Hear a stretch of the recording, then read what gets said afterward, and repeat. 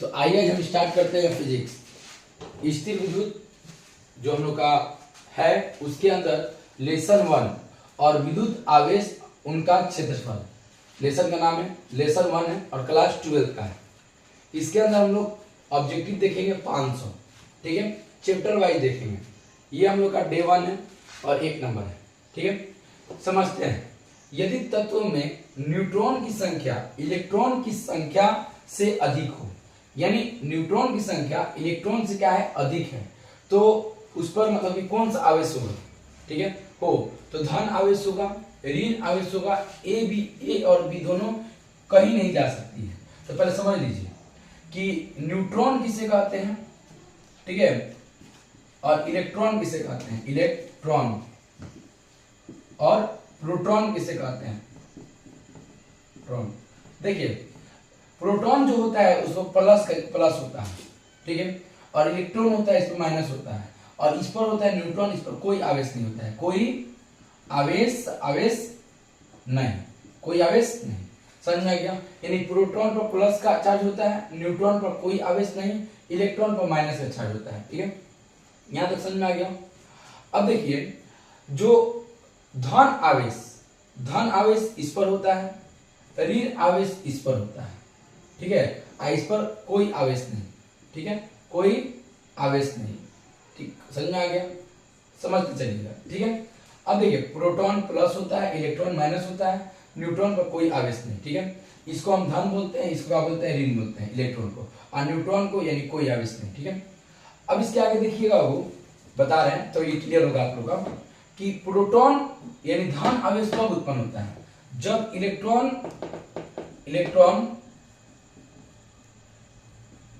का संख्या ज्यादा रहता है तो क्या होता है, धन आवेश।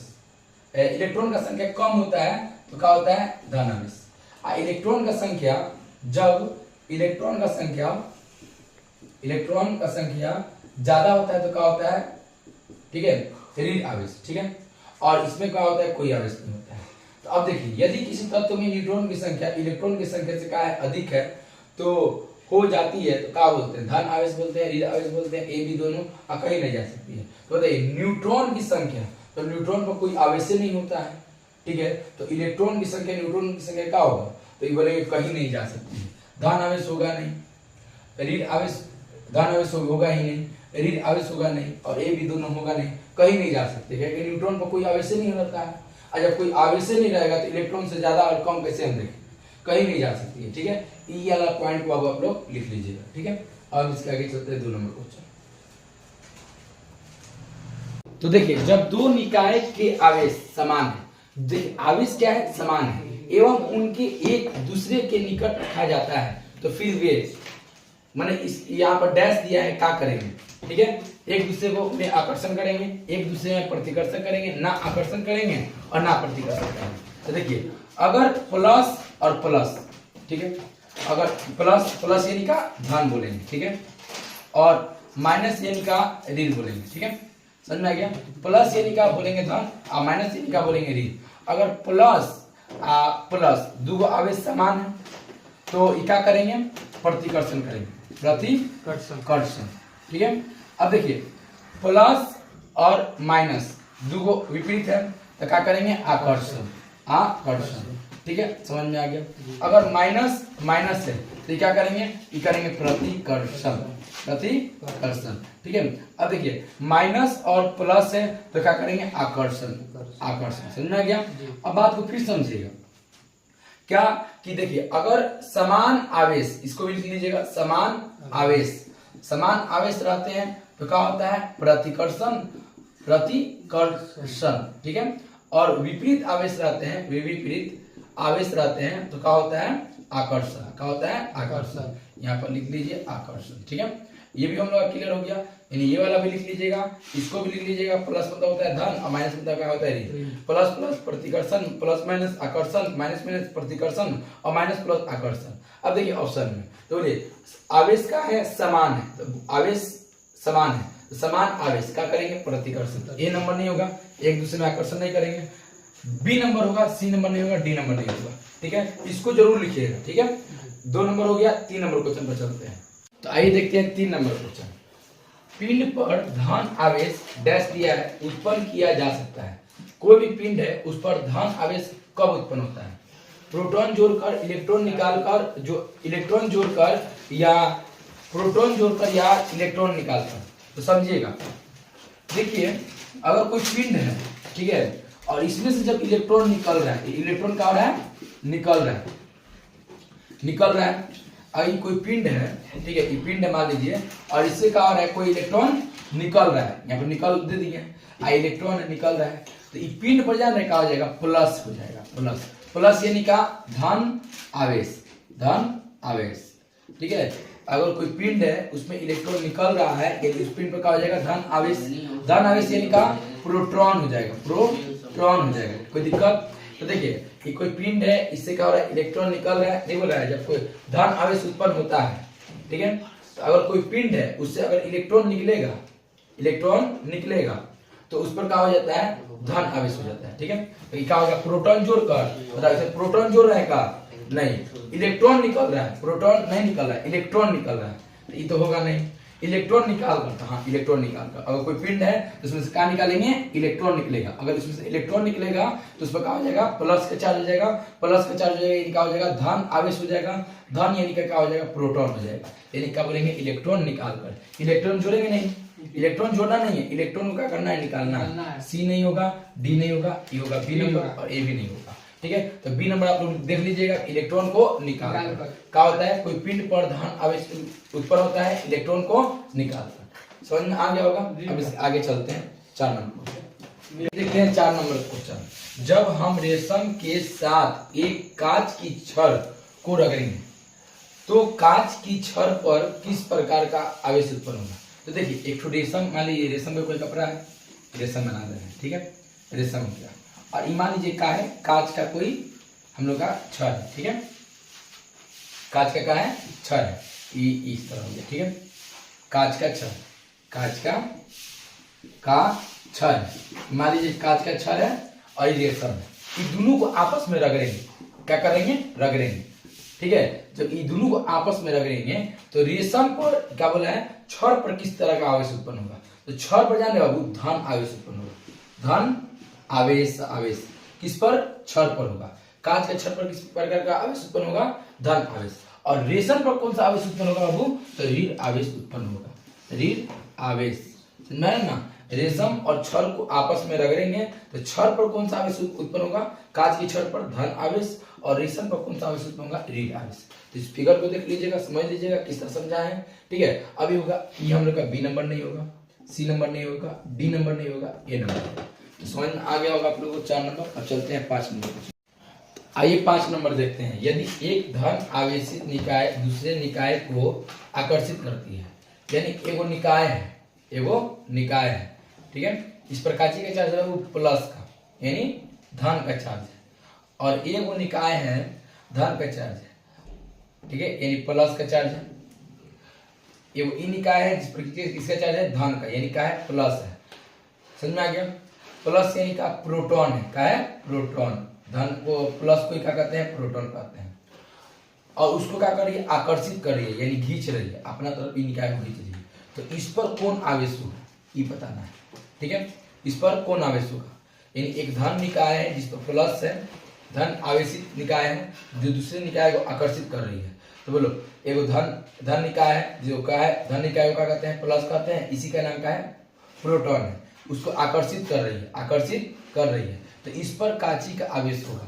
तो इस पर बुझा नहीं कांची का आवेश होगा, हम लोग पढ़े हैं प्लस और माइनस क्या करता है? आकर्षण। क्या करता है? आकर्षण। और माइनस और प्लस क्या करता है? प्रतिकर्षण, ठीक है। बताइए अब इस पर कांची हो जाएगा, अगर ई प्लस है तो ई माइनस हो जाएगा, तो क्या होगा? आकर्षण होगा ना जी, आकर्षण। क्योंकि प्लस है तो इसको अगर माइनस कर देंगे, या तो उदासीन या तो माइनस, कर देंगे, क्या हो जाएगा? आकर्षण हो जाएगा। तो प्लस माइनस आकर्षण, धन होगा, प्लस रहेगा तो कहाँ हो जाएगा? प्लस हो जाएगा तो प्रतिकर्षण होगा। ये बोला है आकर्षण का बात किया है, ठीक है। प्लस ये तो होगा नहीं, ऋण आवेश होगा नहीं, ऋण आवेश अथवा उदासीन, सी नंबर होगा, ठीक है। इसी के साथ 5 नंबर क्वेश्चन समझ में आ गया होगा। अब 6 नंबर पर चलते हैं। तो आइए देखते हैं 6 नंबर, निम्नलिखित में से कौन सी विधि आवेशन की विधि है? कौन सी आवेशन की विधि है? घर्षण द्वारा आवेशन, चालन द्वारा आवेशन, प्रेरण द्वारा आवेशन, इनमें से सभी। यानी जो आवेश होता है, आवेश जो होता है उसको हम कौन कौन विधि द्वारा उत्पन्न कर सकते हैं, ये बोल रहा है, उत्पन्न कर सकते हैं। ठीक है, तो कौन कौन विधि द्वारा हम आवेश को निकाल सकते हैं? यानी एवं घर्षण के द्वारा, घर्षण में क्या होता है? घर्षण द्वारा, तो और एक चालन द्वारा, ठीक है, एक प्रेरण द्वारा, इनमें से होगा डी नंबर सभी। अब देखिए घर्षण द्वारा कैसे होता है?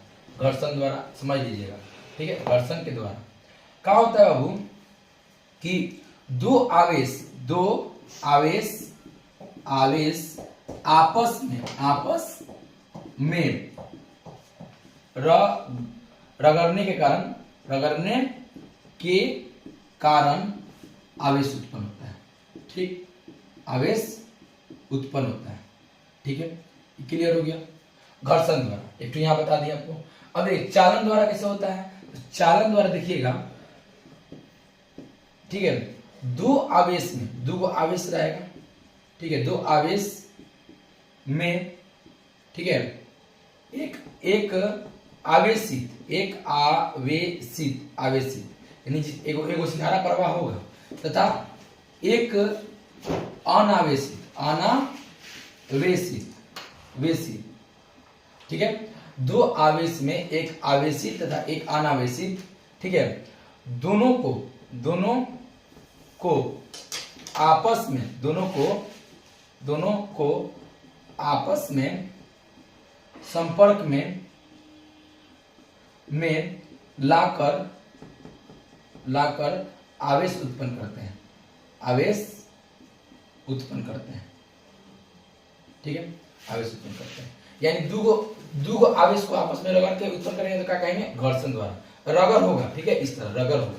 चालन द्वारा दो आवेश में एक का होगा आवेशित होगा, एक का होगा अनावेशित होगा, और दोनों को आपस में संपर्क में लाकर आवेश उत्पन्न करेंगे तो उसको चालन द्वारा कहेंगे। और ये 3 नंबर देख लीजिए, प्रेरण द्वारा क्या होगा? यहाँ पर समझिएगा इसका, इसमें क्या होगा? एक आवेशित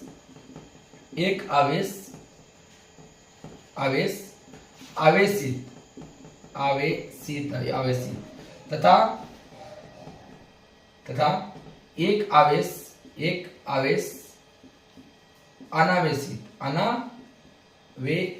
अनावेशित, ठीक है, एक आवेश आवेशित और एक अनावेशित, ठीक है, और दोनों संपर्क में नहीं रहेगा, भौतिक संपर्क में ना होकर जब धारा प्रवाह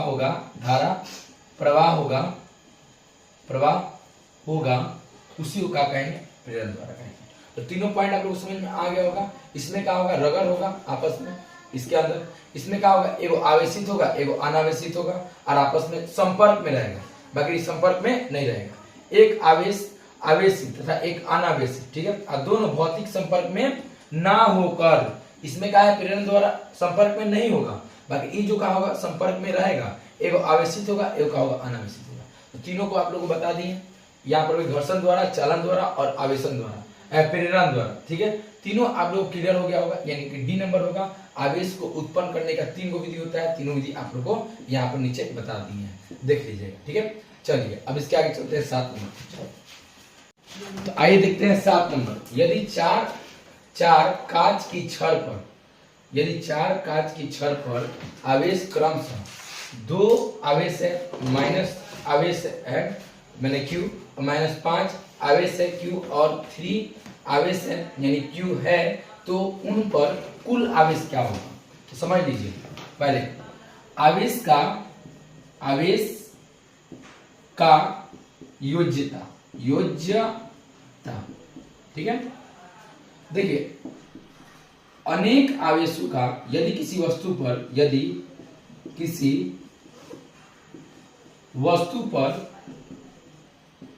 पर अनेक आवेश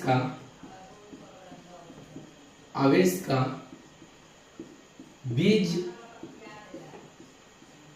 बीज गणितीय योग बीजगणितीय योग होता है, बीजगणितीय योग होता है। ठीक है, आवेश आवेश का योज्यता क्या होता है? यदि किसी वस्तु पर अनेक आवेश का बीजगणितीय योग होता है। ठीक है, इसका फॉर्मूला क्या होता है बीज इसका? तो बोलेंगे जब कोई आवेश निकालना है Q, तो क्या होगा? Q1 plus Q2 plus Q3 plus Q4 dot dot dot n तक, Qn तक। समझा ना? जितना आवेश रहेगा उसको जोड़ देंगे तो आवेश का योज्यता यानी कि कुल आवेश निकल जाएगा। कुल आवेश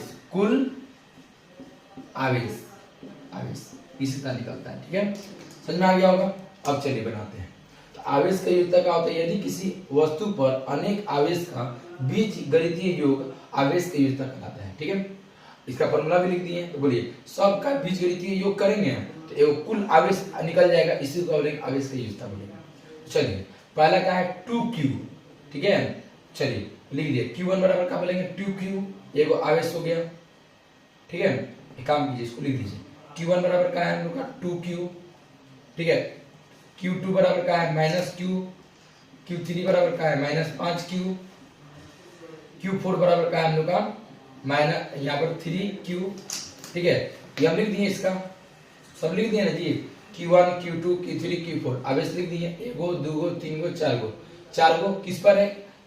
4 कांच की छड़ पर है। हो गया, अब इसको इसमें रखते रहे 2Q।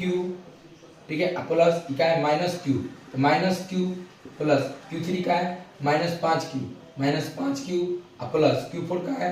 बोलेंगे 3Q। हो गया, अब Q निकालना है कुल आवेश, तो बोलेंगे 2Q प्लस माइनस, तो माइनस हो जाएगा Q प्लस माइनस हो गया माइनस प्लस गुने माइनस हो जाएगा 5Q प्लस कितना? 3Q। हो गया, अब चलिए Q बराबर 2Q में से एक Q निकालेंगे तो क्या बचेगा? Q बचेगा, माइनस का माइनस। अब 5 को -5 में से +3 निकालेंगे तो क्या बचेगा? -2Q बचेगा। ठीक है, -2Q बचेगा। ये दोनों का मान -2Q आएगा, -2Q आएगा। इसको घटाएंगे तो कितना आएगा? Q आएगा।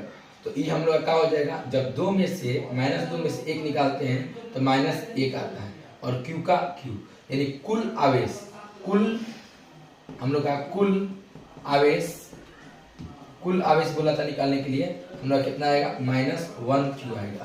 तो -1Q कहाँ पे है? B नंबर है, A नहीं होगा, C नहीं होगा, 0 नहीं होगा। इसी तरह करके बनाएंगे। इसको जरूर लिख लीजिएगा इतना दूर को, ये फॉर्मूला है, इसको जरूर लिखिएगा इतना दूर। ठीक है, कि आवेश की योज्यता क्या होता है? अनेक सभी आवेश को जोड़ देंगे, सभी आवेशों को जोड़ देंगे और जो एक आवेश आएगा, ठीक है, तो उसी को क्या बोलेंगे? हम लोग आवेश की योज्यता बोलेंगे। ठीक है, तो इसके आगे चलते हैं 8 नंबर क्वेश्चन। हम उम्मीद करते हैं आप लोगों को समझ में आता हो। यदि किसी इकाई का आवेशित करते हैं, 8 नंबर क्वेश्चन, यदि किसी निकाय को आवेशित करते हैं तो उसका द्रव्यमान क्या होगा? मान लो ये कोई निकाय है, ठीक है, ये निकाय है, ठीक है, और इसको हम क्या कर रहे हैं?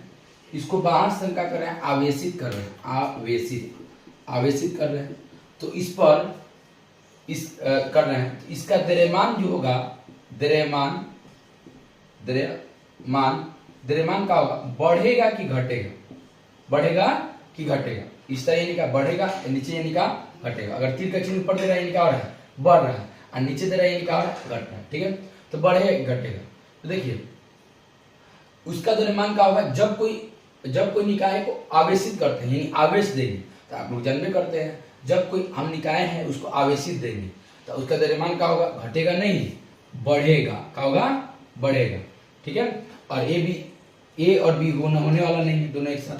डी नंबर नहीं होगा, बी नंबर होगा। इसका क्या होगा? जब कोई निकाय को आवेशित करते हैं तो उसका द्रव्यमान बढ़ता है। ठीक है, बी नंबर होगा। चलिए इसके आगे चलते हैं। देखिए यदि किसी निकाय को आवेशित करते हैं, मान लो कोई निकाय है, इसको क्या कर रहे हैं? बाहर से आवेश दे रहे हैं, बाहर से क्या कर रहे हैं? आवेश। ठीक है, यानी आवेशित कर रहे हैं, बाहर से क्या कर रहे हैं? आवेशित कर रहे हैं। तो इसका द्रव्यमान क्या होगा? तो देखिए जब कोई बाहर से जब कोई चीज को हम आवेशित करते हैं, अगर कोई निकाय है और बाहर से कोई आवेशित दे रहे हैं, आवेश दे रहे हैं, ठीक है, आवेश दे रहा है, तो इसका द्रव्यमान क्या होगा? द्रव्यमान, इसका वजन, ठीक है, घटता है ना? घट नहीं सकता है भाई, आवेशित देंगे तो घटेगा, बढ़ेगा तो ये बोलेंगे सी नंबर कि बढ़ भी सकता है और घट भी सकता है। ई लाइन को याद रखिए, जब कोई निकाय पर आवेशित करेंगे, निकाय को आवेशित करेंगे तो उसका द्रव्यमान बढ़ भी सकता है और घट भी सकता है। ठीक है, सी नंबर होगा, डी नहीं होगा, बी नहीं होगा, ए नहीं होगा। 8 नंबर क्वेश्चन आप लोग देख लीजिए। तो आइए हम देखते हैं 9 नंबर।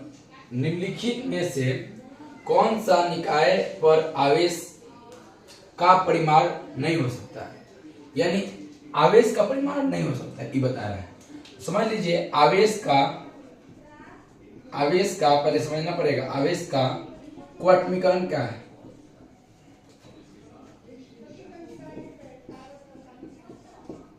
क्वांटमीकरण क्या है, ठीक है, आवेश का क्वांटमीकरण क्या है। तो आवेश का क्वांटमीकरण होता है Q बराबर Ne होता है, Q बराबर Ne।